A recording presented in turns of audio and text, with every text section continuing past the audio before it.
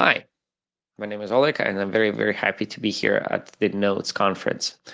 We're going to talk about developer productivity for GenAI applications and how application developers can think about building applications with AI components inside, and what do you need to know and learn and think about to have a good setup where you can take them through production, but also not forget all the lessons that we learned from the normal application development, which is where our expertise lies. Right. My name is Alex Life. I work at Docker. I'm on the DevRel team, and my focus is usually developer productivity, a little bit of test containers and integration testing, and lately AI topics as well. You can reach out if you want to talk on any of those, and I think we can have a very nice conversations. So let's talk about AI. What is AI? Well, AI is not a thing, right? AI is a direction. It's an area of research, and it comes with smaller subsections. So when we talk about building something into applications, right, not using services where we very easily can go around with hand waving around particular topics, like implementation details. When we need to build with a thing, you need to be more precise. Your understanding needs to be more precise. So AI is a direction, and currently, most likely, direction of AI is going to be machine learning as a discipline. And the particular implementation of that is the deep learning with neural networks, algorithms, with particular infrastructures that allows deep learning at massive, massive scale. And that was enabled. That enabled us to create large language models. And large language models is the technology that we currently sort of use and assume when we talk about AI. So this is what we're going to build into applications. We're going to talk about how to use language models in our applications to implement parts of functionality that we would like to see in there. It is very interesting because it gives you a very different perspective on AI, and it gives you the actual functional or non-functional requirements, what to think about, because from this fuzzy term AI, you get a very technical implementation thing, a model that takes input to the text and outputs you text as well, and that gives you some limitations and some abilities. So this is AI. We're going to talk about language models. What is productivity? If we talk about developer productivity, it's very often considered a fuzzy subject, but quite a bit of research was done to enable us better understand what are the productive environments. And so the recent research that resonated with me very much is that particular paper from Microsoft and the universities about what are the core pillars of developer experience. There are many things that makes developers productive, but in the nutshell, everything that is good or bad in developer experience fits into one of the three main areas. There was a feedback loops where you need to get the results of and understanding whether you are doing the right thing or whether you're doing the thing correctly. The faster, the better. Slow feedback loops makes unproductive environments. It's cognitive load, which is how much you need to keep in your brain, in your head, when you are actually making changes to your applications. It includes the complexity of the applications, the complexity of the infrastructure, the ability to actually like go and see the application in action, or down to like small details like programming language syntax. Obviously, if you can have less cognitive load, you can be more productive because you can think about the actual important things rather than small pieces. And then, of course, the flow state. If you can get into working without interruptions, your developer experience sort of increases. It's much, much better, right? You can make progress in small increments going forward towards the goal. And then this is how you get lots of work done. If you get interruptions, if you need to distract yourself with mundane tasks for whatever thing that you're working on, then it will be very, very hard, because you need to restart the context in your head all the time, which is multiplied by the amount of cognitive load that you need to have. And then those three: feedback loops, flow state, and cognitive load, kind of sort of are the core pillars of this. This is what we mean. We want to have a setup where we build applications and AI into applications, and we have decently tight feedback loops, less cognitive load than as little cognitive load as possible on the infrastructure details, and just be able to work on this normally to stay in the flow state. So AI should not be different, right? It's just another technology that developers should master and use accordingly. So luckily, there is the recent commoditization of AI technologies enables us to do very, very many things without specific knowledge or experience. So there are two groups of people, two roles that were in the past different people. So application developers who are building applications, working at normal application shops or enterprises. They use normal standard enterprise grade languages that are popular in such ecosystems like Java or .NET or Golang. And they build applications. They have already applications. They have already quite a bit of data they have in the applications. And those are, well, I am those, right? And I think there are very many millions of application developers in the world. And now we have also the AI developers, the machine learning experts, people who are very, very proficient and put a lot of time and education and effort into learning how to create AI components.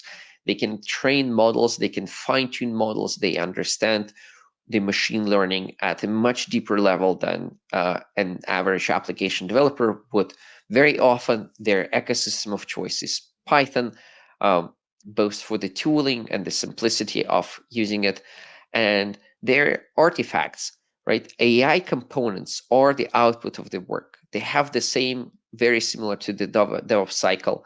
They have the ML ops processes, right? But instead of building applications, they are building AI components that application developers can use. So the thing is, now those worlds are getting closer together, and application developers become more and more responsible for some of the tasks that AI developers were doing, and also consume their artifacts and outputs natively. So that means that very, very soon, everyone will become an AI developer. Applications will start using AI at larger scale, not necessarily exposing them to the end users, right? I'm not saying that that you need to get and start building chatbots or providing user input directly into your LLM. No, but a lot of functionality can be represented by an AI component. You can predict credit card flaws and fraud with the AI component. You can non-deterministically build recommendation engines, and all the other tasks that were previously left to the specifically trained machine learning teams. Now application developers can use that, because now we have very powerful solutions that based on LLMs that can encode fuzzy tasks as prompts, right, as natural language. So everyone will become the AI developer, and applications will have, sooner or later, right, we will have some parts of functionality that are not written line by line in code, but are created by training or fine-tuning a model, or using a model in a particular way, coding it by giving it a particular prompt and getting responses not for the end user to see, but within your application to use for something else. So the invisible AI, so to speak. How do we do this now? How do we build applications when parts of that is AI, or in the current spiral of the AI development, the large language models? Well, we know how to build applications. This is the DevOps cycle. Whether you're following it consciously or not, you need to build your application, you need to test it, you will need to operate that in production, you'll need to monitor for things, and then it goes again and again. If some of the components are now not normal code, not normal artifacts, if you, for example, my experience is mostly Java, if those are not Java applications, but AI models, how does my DevOps cycle changes? Everything becomes very much tainted by AI in a sense that all my processes need to accommodate for this. So let's think about how it works, right? First of all, our models, large language models, become software, right? So what we need to do, we need to ensure that we treat them as software components. That means that we need to take care of hallucinations, we need to do some testing, we need to ensure that models can be used within the normal software cycle. The answer, if you're using AI, is mostly that there will be non-deterministic outputs, and you need to deal with that. And it's very, very hard for the normal application development worldview to deal with randomness. We almost never usually have that.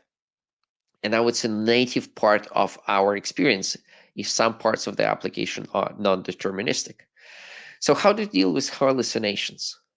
Well, the usual answer with dealing with AI is you will need more AI to solve problems with the previous AI. And it's not as bad because like it's not an endless loop. It's not turtles all the way down. But if your outputs are non-deterministic and you want to have any control on that, you need to either employ statistical methods or you need to verify that the output is what you expect with something that understands natural language of the output. So how do you deal with hallucinations? Fairly simple, right? What we can do, we can use other language models with specific tasks of proving the factuality. So the bespoke models, for example, are a good example for what's called grounded factuality.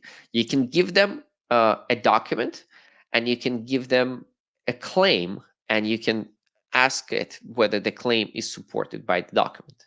This is a much smaller task than predicting the output as an answer to a random arbitrary question, and employing a model to fact check the output of your other LLMs can be a very, very helpful and useful task. It's extremely, extremely important for the retrieval or augmented generation patterns where you can get additional information as the form of your documents, right? And then you can check the answer, whether it is actually supported by the information that you already have in your relational database or in your previous application knowledge base. Can be anything, can be a graph database, can be relational database, document store, anything. But you need to verify the responses. So it's hard to do using normal tests, but you can use particular specific models. You can also, of course, expand that to testing just normally, right? And what you can do with testing is use exactly the same approach. For your local environment setup, for your tests, you can create more agents, more LLMs, and use them in your normal application unit tests or integration tests to verify that the answers that your AI component gives you actually are along the way of thinking. This is very, very hard to do otherwise, and the LLM is there to the rescue. The same thing happens with other things. For example, when your models start becoming software, you need to think about things like, for example, security. If there is a component in your system, it can be exploited. And then it's very fuzzy with LLMs as well, because you're going to feed textual data to them. And that means that the user very often can influence that quite a bit. For example, you're building a recommendation service for movies, and you would like to fill my biography or my profile information into the recommendation service to learn what I like, right? Well, my biography, my blurb about what I like can contain malicious instructions, and your prompt will be will just become poisonous and injected and tainted, right? How do you deal with that? It's very, very hard because, again, the input to LLM is text, so it's hard to work with it using normal tools. And the answer to that, you probably need another LLM to check. So what you do for security, as a typical current understanding of a good approach, you probably need to have another LLM to check the prompt that you're giving to the powerful one and configure that with the instructions to just give you a number in return, whether the input is malicious or not. This is a much robust approach than just giving it to your all-powerful, all-data-having LLM, and you can use it as a simple component within your application before you use the big one. Interestingly enough, that also means that your AI usage will probably grow as soon as you start using AI. Like you want to create a task for something small, and then you suddenly need other things. You need testing for the fuzzy thing. You need to think about security.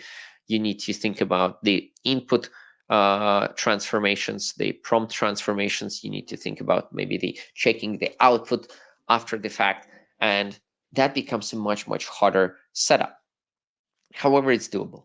So you need to think about non-deterministic security at least when your models are being used as software. And now the inverse of that, right? If you write software by using models, what do you need to think about as well? Well, the first one is the prompt engineering. Prompt engineering is, despite like it's kind of sort of sounds funny, it shouldn't be the real engineering, right? But it is an area of expertise, and it's something where you can learn how to build your application prompts better for your specific reason. There are two things to think here. One is there are actual proper techniques that you as an application developer, you don't have to become an expert, but you can learn what some of the best practices. For example, what you want to provide, you want to definitely provide the output format schema to you in your prompt. So your AI doesn't use input text and output as just random text, because that is the silliest API surface ever. We know that we want structured input and structured output. So you can provide schema, and it's almost always a good idea to have schema in your prompt to make your AI components conform to that.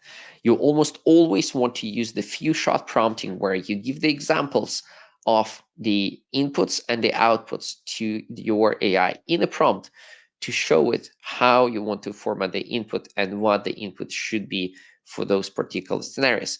It's almost always improves performance on the particular tasks by quite a bit. And also, right, if you're using any application framework, you will probably write your prompts and it will sit next to your code. Is that a good idea? Well, not always, right? It's very hard to understand this, but the companies will probably decide what models to use, not based on the individual application needs, but based on the macro company factors. Like, for example, what cloud provider has the cheapest, or which models they can train in-house and deploy them at scale.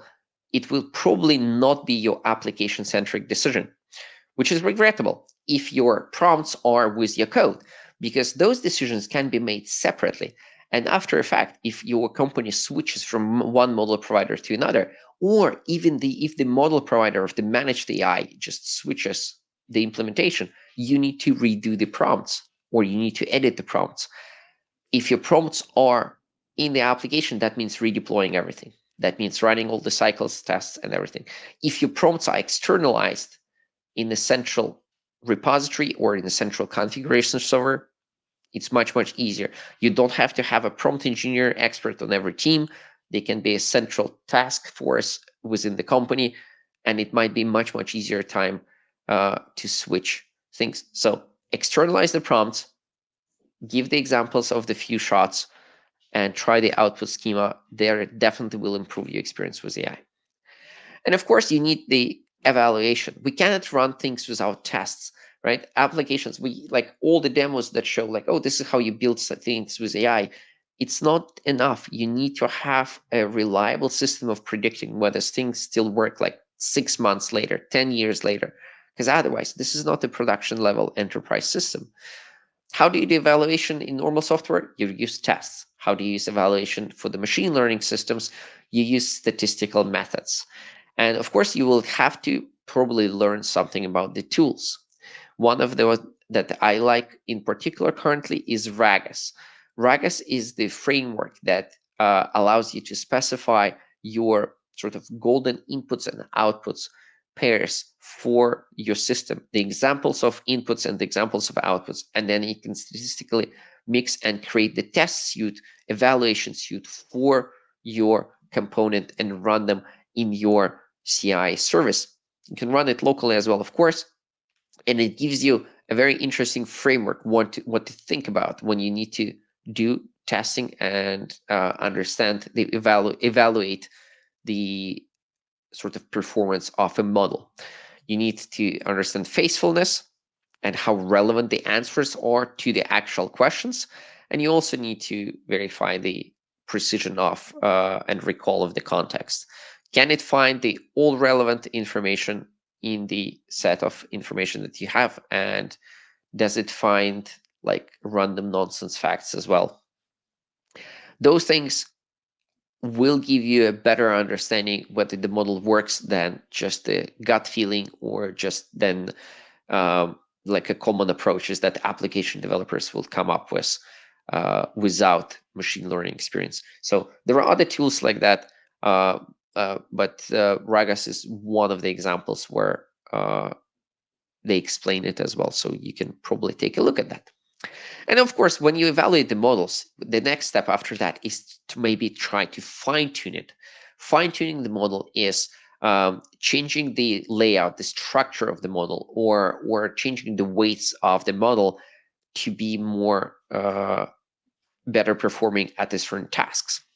How do you do that? Well, normally you need to probably use machine learning techniques, but luckily with this AI development in the world, we have now more application-centric tools to do fine-tuning as well. One of them is the Instruct Lab by Red Hat, and this is the whole system that you can load your model in.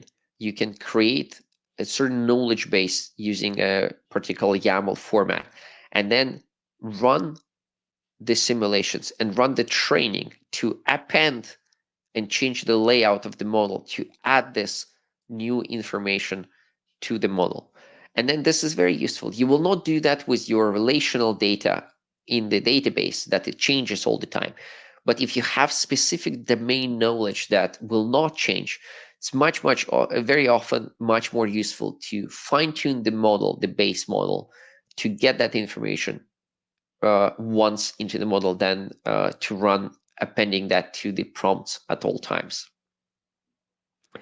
You can run it locally, you can run it in the cloud, of course, and this is a much more developer-centric tool, which requires you just to create certain files and run certain processes for considerably better results than otherwise you would have probably with just trying to figure out machine learning libraries and writing Python code to train the model on your own. So take a look at that. as the next step when you're just using models. And then you, of course, need to think about the infrastructure.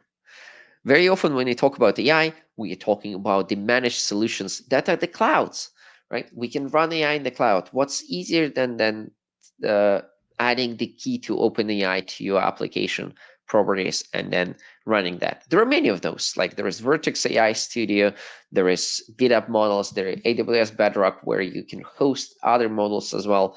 There are other specific startups and companies that provide you with different managed solutions for the cloud, like Cerebras, which have their own custom hardware, and then they run right. Kevin said lots of us are doing fine-tuning training. Don't coddle us. Kevin, there are many application developers in the world, and I can guarantee you that the majority is not doing any fine-tuning on the models. So good for us, but yeah, I think for the general public, this is definitely not yet the reality. But I didn't want to offend or like minimize experiences of people who are doing parts of the ML ops within their circles. Right. So managed solutions, is it enough?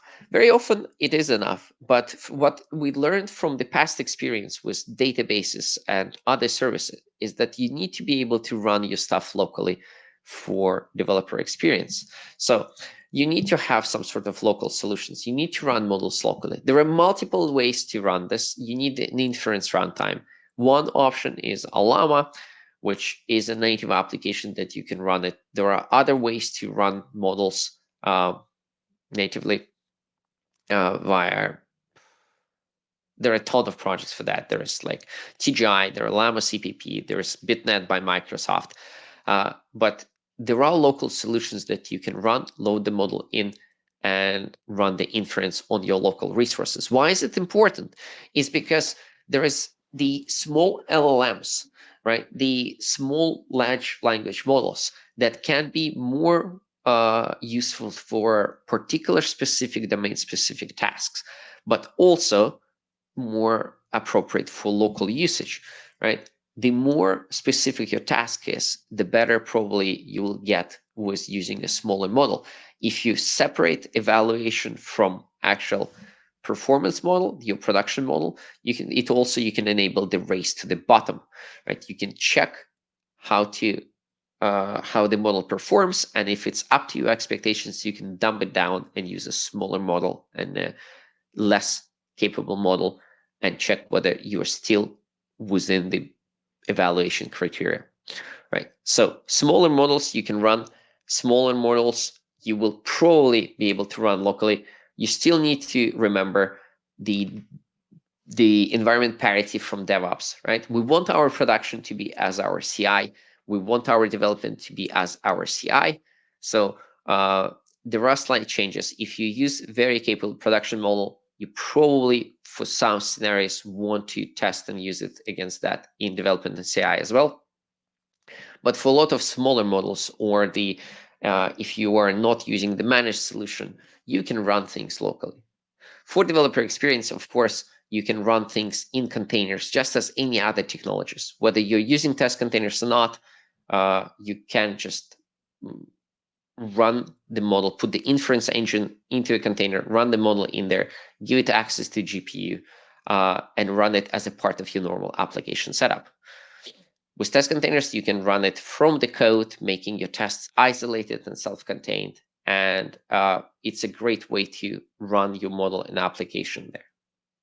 Now, we have just a minute for this. So I'm going to skip very quickly through the application architecture, right? You have very long context windows, which is the normal way of using it. The simplest, you just add everything to the prompt and it runs. You have the RAG, which is the retrieval augmented generation, where you supplement that information with additional data that you have in the documents. And you can go all crazy with this, the full AI sort of setup, where you have different components for embedding and retrieval and post-processing and pre-processing, and your infrastructure becomes incredibly complex right off the box. So the guide to productivity with applications using AI. Remember, you will probably need to embrace AI in the applications. You will need to learn the basics of ML ops, and AI is normal component in your applications, and you probably are better to use it the same way as you're using databases or a message worker or cloud. And this is where it will become. It will be the reality very, very soon, in maybe a couple of years tops. Personal prediction, don't quote me on that. Thank you very much.